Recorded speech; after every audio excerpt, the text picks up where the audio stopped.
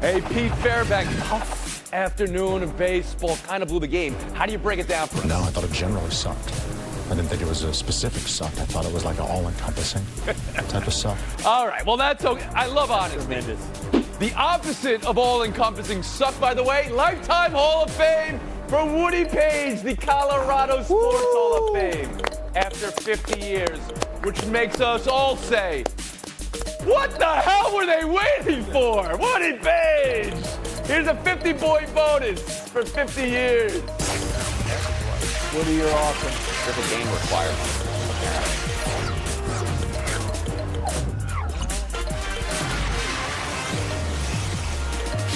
Carpal tunnel syndrome situation for me with those 50-point bonus. Congrats, Woody. We'll start with last night's play-in and another play-in casualty. Jimmy Butler, the fear is an MCL injury. That would be weeks-long injury. So like Zion, certainly out for Friday's must-win game.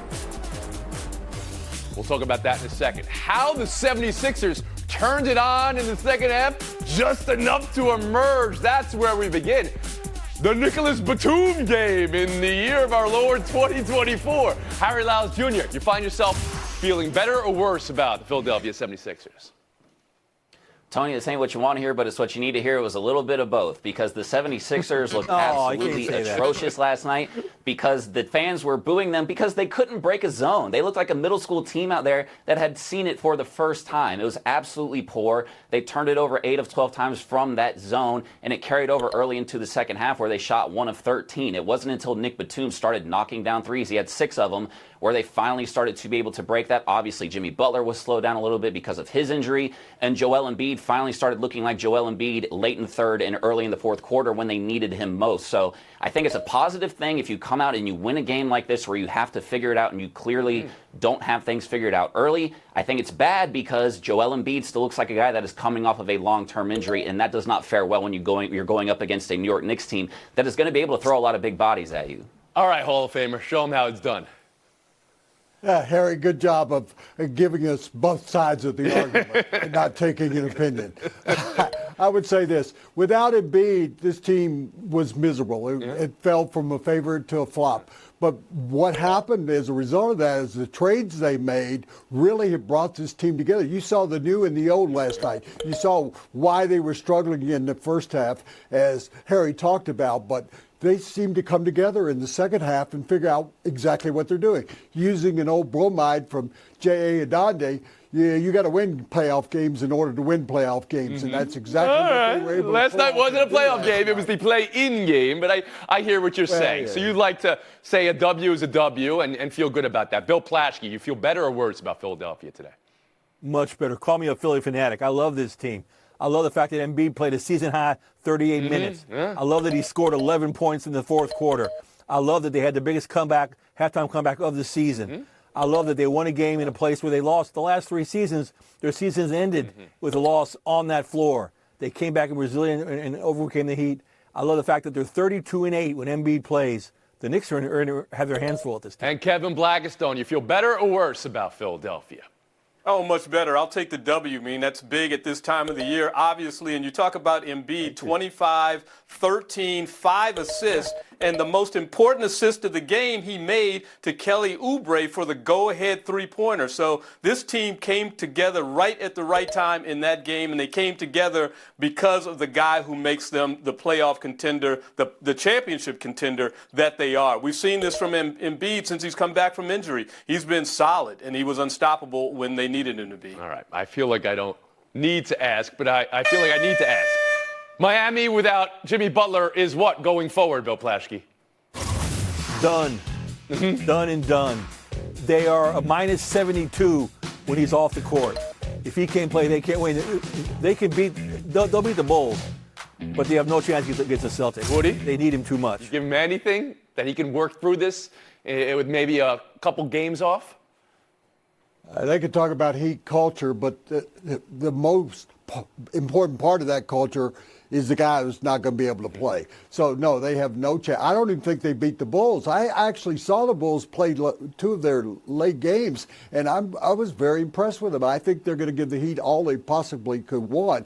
And without Jimmy Butler on the court, I just think they're a country without a man. Harold Lyles Jr.? Yeah, I think this, Heat culture, it's probably going to get you past the Chicago Bulls, but in terms of playing against the Celtics, I'm sorry. It's just the reason we had hope for this team last year when they were a low-seeded team was because of Jimmy Butler. The reason we had any hope for them this year was because of Jimmy Butler. He is one of the greatest playoff performers of his generation. If he is not going to be out, which it seems like it's going to be an extended amount of time, again, I think you could give them a game against the Bulls because I don't know if the Bulls should necessarily be in this. But against the Celtics, it's out of the question, in my opinion. And when the report came out, it was an MCL. Jimmy Butler's agent said, hold on a second. We haven't confirmed that. There could be hope, KB. Do you have any hope for Miami? Well, I don't have any hope for them if he doesn't play. They're 13-9, however, without him this year, so they have been able to get through some games, but this is a different part of the year. Next game, and that makes Friday versus the Chicago Bulls. Let's talk about the Bulls' win over Atlanta last night. The Coby White game as Chicago has some good momentum in trouncing Atlanta. KB, was this more about what the Bulls did or what the Hawks didn't and continually failed to do in the playing game? Well, it's probably more about what the Bulls did, and I was trying to figure out why I was watching this game anyway with two teams with losing records. They didn't win 40 games this year. So I'm going to look at more what the team that won did going forward. And who knows, maybe they can get by these next couple of games and move on. But you got to be happy for Coby White. What a year he had and what a tremendous game he had. Just a follow-up. In a year where you have two teams with losing records playing in the 9-10 game, do you think there should be like a little footnote that maybe we don't need to play the game? Is that what you're suggesting? Exactly. I mean, the playoffs is for winners. It's not for teams with losing records. I just don't get it. We've extended it this far. Enough. Cut it back again. I know they'll never do that because of the money, but I just don't like the look of losing teams in the playoffs. Harry Lyles? Yeah, the play-in tournament is called the regular season, but that's another conversation. I don't believe it. I think it's everything about last night was about what the Bulls did. Obviously, the big performance from Coby White. He's a great candidate for most improved player this year. He's really stepped into his own. Was a great player coming out of North Carolina, but I'm going to keep it local, word to Bill Plaschke, and I'm going to talk about the Atlanta Hawks because this is a team that basically for the past 15 years has been running in one place, and that one place is between 38 and 44 wins a season. And they have been chasing this thing that they captured in 2021 where they made the Eastern Conference Finals, and Trae Young and this team that looked like a well-oiled machine, looked like it was going to actually be an Eastern Conference contender. And the last couple of years, it hasn't turned into that. So if you're the Atlanta Hawks, you need to either figure out a way to build a better team that is going to build around or work around Trae Young, because he's not just a scorer, but he's also a great passer, or you need to get rid of him, let him go be great somewhere else. And so you're saying it's still an either or. I want to hear if it's at that moment now it's a break up the team situation, Harry Lyles. You're arguing both sides of the fence again here. Woody Page, I'll go to you. Yeah, you beat me to that. But yes, they need to get rid of Trae Young. And I don't mean just throw him to the curb. I'm talking about use him as that asset that can get you 4 or 5 draft choices. What happened in Oklahoma City? They got all those draft choices, got a young team, started over again, and they won the Western Conference. So I think Atlanta has to do that. They are a team that's just a 500 team. I do want to defend, however, that teams with losing records get into playoffs. We've seen the Seattle Seahawks do that. We've seen it happen in the NFL. I've covered it. Okay. Have you ever seen it in the NBA, Woody? Have you ever seen a team with a losing record in the NBA make noise in the playoffs? Bill Plaschke, I'll turn to you. I watched this game and I thought they need to trade Trae Young. They need to get rid of him. He's holding his team back. He's arguably the worst defensive player in the league.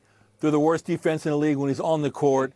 The last 2 games, they were a minus, I think, 62 when he was on the court. He needs to be traded. They can't build, Quinn Snyder can't build around him. He needs to go. And why not trade him to the Lakers? Okay. All right. There it is.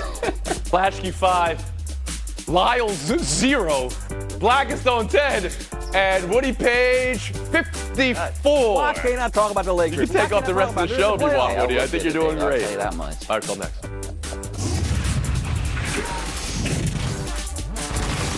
The last 72 hours for Caitlin Clark. Part of a draft with record views, an intro press conference with the Indiana Fever, the sellout of her official jersey, to the point Fanatics says there won't be any available until August now.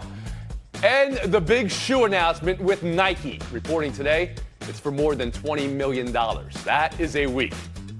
Yesterday's press conference was noticed also for an exchange with Indy Star columnist Greg Doyle, an exchange viewed more than 42 million times my family on X. every game, so okay, well, cool. Start doing it to me and we'll be able to get along just fine. The jersey, not just for the unprecedented record sales, but that delay in serving the demand. And the shoe deal has led to an examination of women's shoe deals currently and through the years. Bill Plaschke, what has this week been for Caitlin Clark and for basketball? It's been transformative, Tony, in that the women's basketball popularity is going from the college to the WNBA. All those millions of viewers that watch the WNBA draft, remember, she was only the one person picked. There's a bunch of players picked. People are watching those players. People are buying those tickets. Teams are moving to bigger arenas to accommodate her. This is all moving from college to the WNBA. Now we'll see if it sticks. That's the big question. Woody Page? Well, I'm glad Bill didn't say she should be traded to Los Angeles. At least she's in a place where basketball started in Los is so Angeles. superior.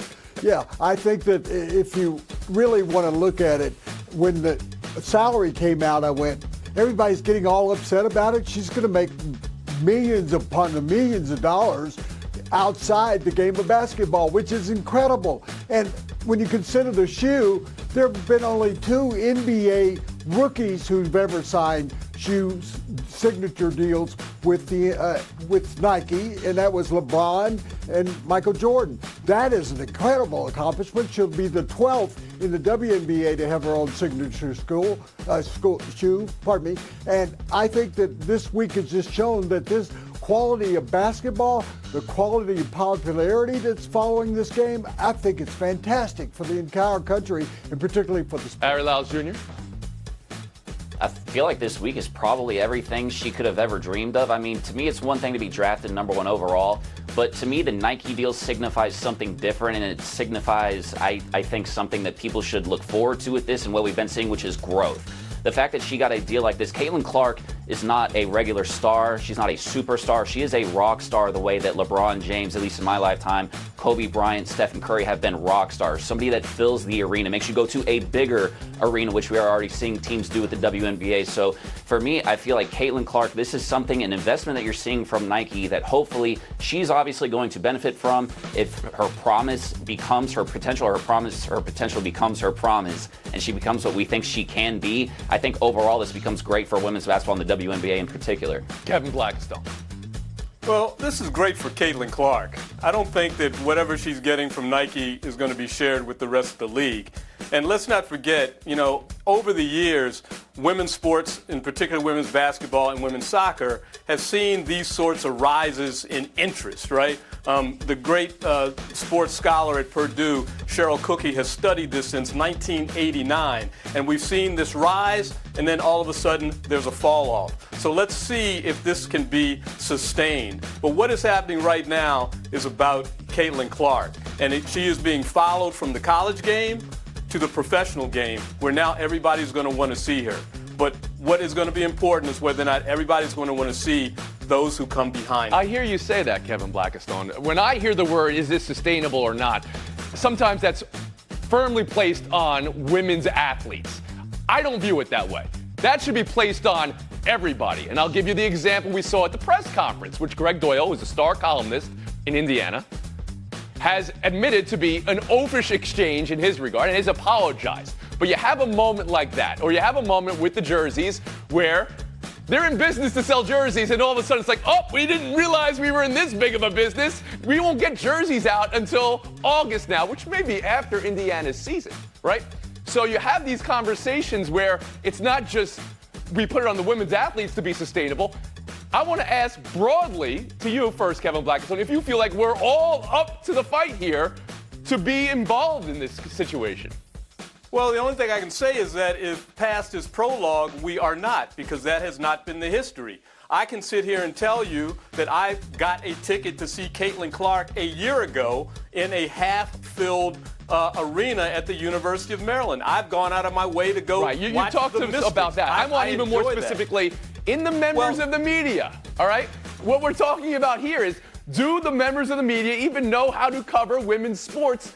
Do the networks even know how to cultivate and grow the game? These ratings happened this year. Could they have happened earlier if other decisions weren't made? That's the question I pose to you as a professor of journalism. Well, absolutely. And there is the argument made that if you cover it, we will come.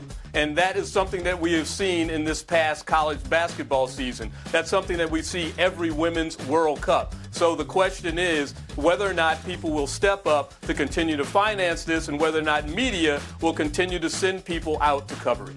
Bill Plaschke, I'll turn to you. There needs to be no right or wrong answers in this. I'm just wondering, in the history of covering women's sport, you see people decry the salaries. And this is the 27th year of the WNBA. If you look at the 27th year of the NBA, 1973 or so, where was the league then? The games weren't on TV in the way that they are now. It was a different league altogether. To hold that against the WNBA now, so think about the revenue the WNBA has or hasn't made.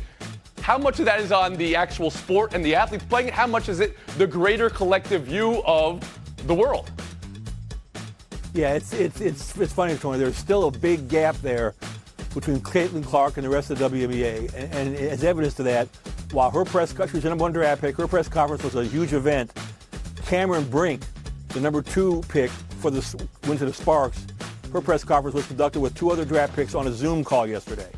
So the whole league is not up to Caitlin Clark's popularity yet, and I don't know if it will be. The bottom line is, do the viewers want to watch women's professional basketball? That's the bottom line. Woody Page? Men viewers didn't want to watch the NBA. They had to bring in the Harlem Globetrotters to actually. The finals used to be on tape. Sure, this is going to grow it. So, Professor, I totally disagree with you. There are going to be 15 Caitlin Clarks in the next 10 years. What happened after the Dream Team went to Barcelona? The growth of basketball internationally just took over. That's what we're going to see as a result of this. It's going to become overwhelmingly popular for young women, white, Hispanic, Latino. Well, that's another conversation that many are having now, and this is invited into the conversation are the black players of the WNBA, carried and celebrated and cultivated the same way white players are, because we could talk about the shoe deals. Through the years, there have been black players who've had them. Currently, it's primarily white players. Harry Lyles Jr., last word. I just feel like the most important thing about this conversation, it shouldn't be a question about sustainability, because obviously the peaks are going to be harder to sustain. The key here is growth. The WNBA is in its 27th year. It's still a very young league. As long as we are making progress and growth, and you keep seeing those measures being taken as we've seen with women's college basketball the last few years, that is the path that we need to be on, because we have treated women's basketball as something that is less than men's, and that is part of the problem. This is not a call out. When examples are stated like men did not watch, or do people support women's sports? And it's a broad, all-encompassing it's not helping anybody. You have to look even at the newsrooms.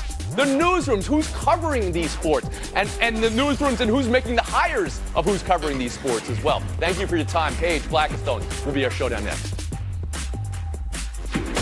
The future of the Coyotes, not completely known. Arizona won the finale last night. Heartfelt goodbyes. The team's social media posting, "See you in June" for the draft. Then they took that down. In the stripping of the arena after, there's video of a fan giving Shane Doan his retired jersey banner. All of the news on this coming out in the past week, that a vote of the Board of Governors is happening today. But a move to Salt Lake City looks like it's right here. Woody Page, how will you remember the Phoenix, Arizona Coyotes? I won't remember anything about them as a team, but I will remember they played in an arena with Arizona State that's called Mullet Arena, okay, really? And the one they played in before that. Okay, never mind. No, I mean, don't be dancing on somebody's grave here. Go ahead, Kevin Blackistone. Well, I just remember that this was the experiment in the desert, and in the end, it just didn't work. And I feel bad about those fans. They should not have had to go through this just like this.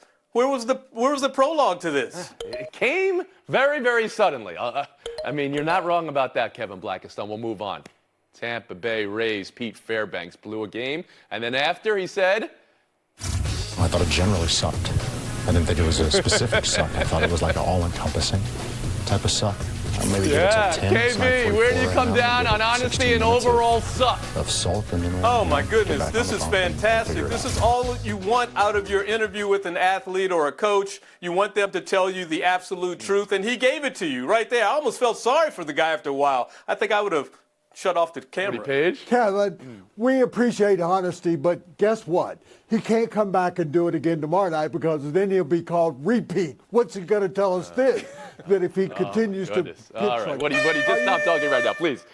I'm going to have a moment of honesty here with Kevin Blackistone. Kevin, love you. But Woody just made the Hall of Fame. He needs his FaceTime today. He's going to win Showdown even with negative numbers. Let's go. Gosh, I want to thank the Colorado Sports Hall of Fame for this badge that looks like I won third place in the bobsled. Oh, what you said? It's a beautiful medal. Come on. Yeah, look at that. This plaque is incredible. But the theme of my speech last night is to what I say to all the viewers today. Persevere. Perseverance, I think, in this country with what's going on, perseverance with what we've overcome in the history of this sports, I think is important. Just remember, always persevere. Love you, Woody.